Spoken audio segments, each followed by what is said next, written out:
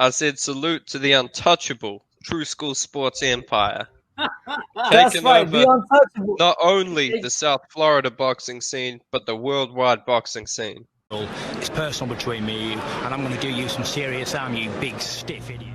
All right, Brendan Taylor here, True School Sports. I'm with one of South Florida's very own, Eric Tudor. What's good, champ? I'm good. How you doing? I can't complain, man. It's good to be back in Boca Raton, DS Boxing Gym. Yeah. You've been very busy. You know, a lot of fighters last year didn't get a lot of fights. That wasn't a problem for you. You think you had what, four or five fights? Seven. Was it seven? Yeah. It was seven. See. Yeah, I finished 2022 with 7 fights, 7 6 knockouts, and definitely like I want to keep busy this year too. You know? Yeah. In a lot of those fights, you know, I remember like particularly like the Edgar Valenzuela fight was a fight I remember. Yeah. You know, a lot of these guys were trying to, you know, knock your block off, and you seem to have the answers for them. How do you feel like you're developing? Because I was talking to your coach Derek earlier, and he was saying like, you know, earlier in your career, you used to kind of be on your toes a little bit more, but now you're kind of adapting more of a professional style. Definitely, I'm definitely learning to just sit down and be more patient. Because before, you know, when I first started my pro career, I was more in like kind of that amateur mindset of like, you know, get yours and then get out. But now it's like I'm taking my time, sitting down, and I'm definitely sitting on my punches way more now. Yeah. What do you feel, Eric, like separates you from a lot of guys? Because like, you know, there's a lot of talented fighters in the world, but like what makes Eric stand out? I just feel like part of it is like just the eye test, if you want to call it that. It's like, I guess people just enjoy the way I fight. You know, I feel like I have a fan-friendly style where it's like I'm a technical boxer, but at the same time, like, you know, I can pick it up, put my punches together, and, you know, be aggressive when I need to be. So I feel like that'll make me fun to watch, and that's what it's all about at the end of the day, is people wanting to see you and putting on great performances.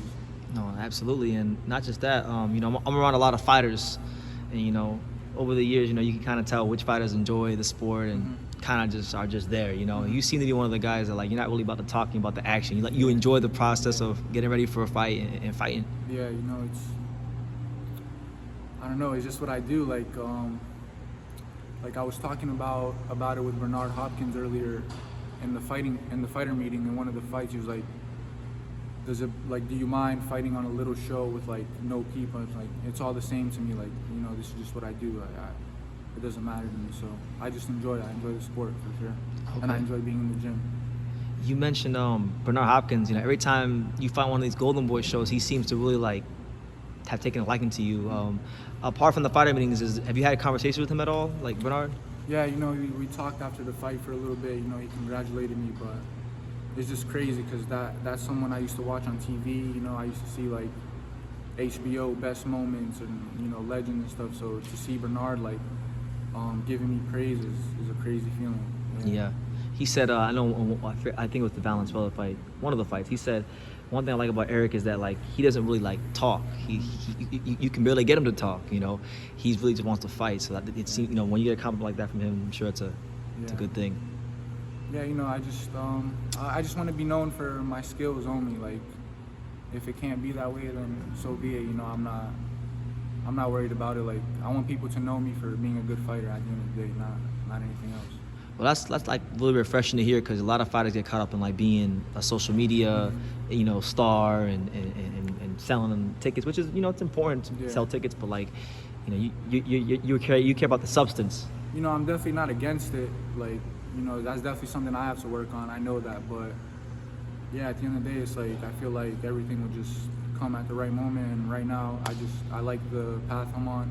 I like the way my career is going. So, you know, I'm not too in a rush to like change anything or change the way I present myself. So we'll see how it goes. Okay. I mean, I don't know if you can comment on this, but like, is Golden Boy gonna try to sign you? We're working on some things, you know, Yeah. but you know, most likely, yeah. That's what I want. That's what my team wants. So we just have to see, you know. Okay. But that's what it's looking like, yeah. Okay. I know you're still a young fighter, so your body's maturing. Are you gonna be at 54 for a long period of time, or are you gonna go 60 soon? That's what I'm planning on for sure. You know, I make the weight really easy. I don't really blow up in weight.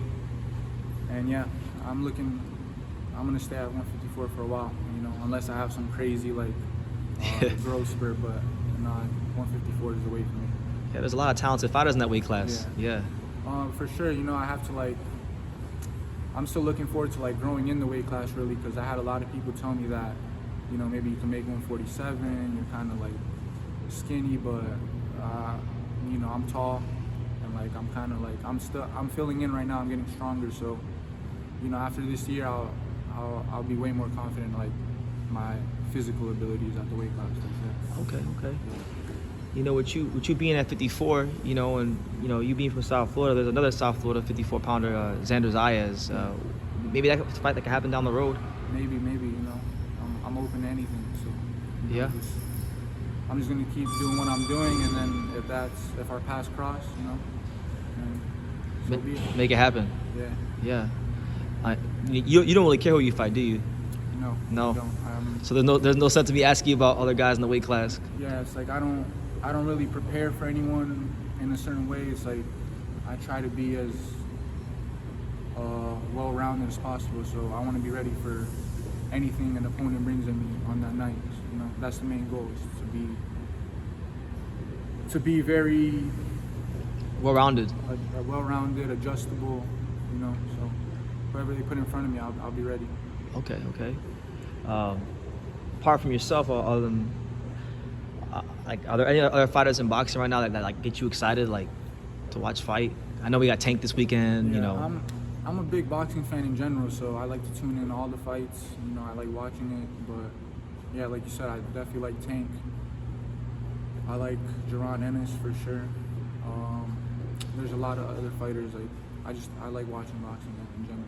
Yeah. What's the fight that is gonna happen, or that you would like to see happen in boxing? That you're most excited about? I want to see Tank versus Ryan for sure, just because there's been so much hype around them. They've been talking for so long, and then maybe I could get on that undercard too. So yeah, I want it to happen for sure. That would be like a great way to introduce you to a lot of people. I feel like it would be like good exposure for sure. So you heard on Golden Boy, you know, make that fight happen, and then get our boy Eric on If there. it happens, yeah, hopefully I'll be there. Okay. I was just talking to your brother Sasha. I actually wanted to get your opinion on Sasha. You know, I've been seeing him in the gyms for years. Really talented young fighter. What do you think about Sasha? You know, he's very talented, especially for his age. Big kid for sure. You know, when I was like 16, I was like 114 pounds. So, but no, yeah, he's talented. You know, and if he keeps doing what he's doing, you know, he's gonna be right behind me in no time. And, you know, when he's ready, he'll turn pro and he'll do his thing for sure. Yeah. One thing I like about you guys is that you guys got like different styles. Yeah. Like, and it's kind of like they say you kind of fight how you live sometimes. Like, you know, and I know him like he likes to rap, and you know, he's really out there, and you look more like reserved. Yeah. He's more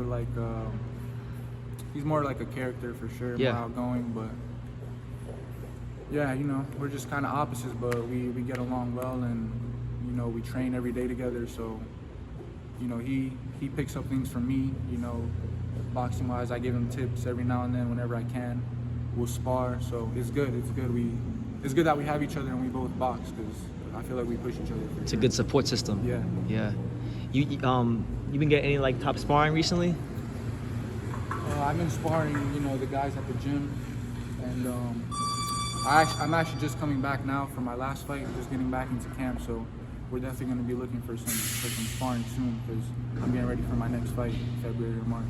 Okay, yeah, because I think I saw a picture a while ago. You sparred Pete Dobson? Oh yeah. Yeah, Sparred the other day. Yeah, that was some good work. You know, Pete is like a very experienced fighter, crafty, and yeah, he gave me some great work for sure. Yeah, I'm sure a lot of heavy punches were exchanged in that sparring session. You know, that's how it goes. That's how I like to spar, at least. You know, like simulate the fight as much as possible. So yeah, we helped each other for sure. Okay. You seem to be like an old school kind of guy.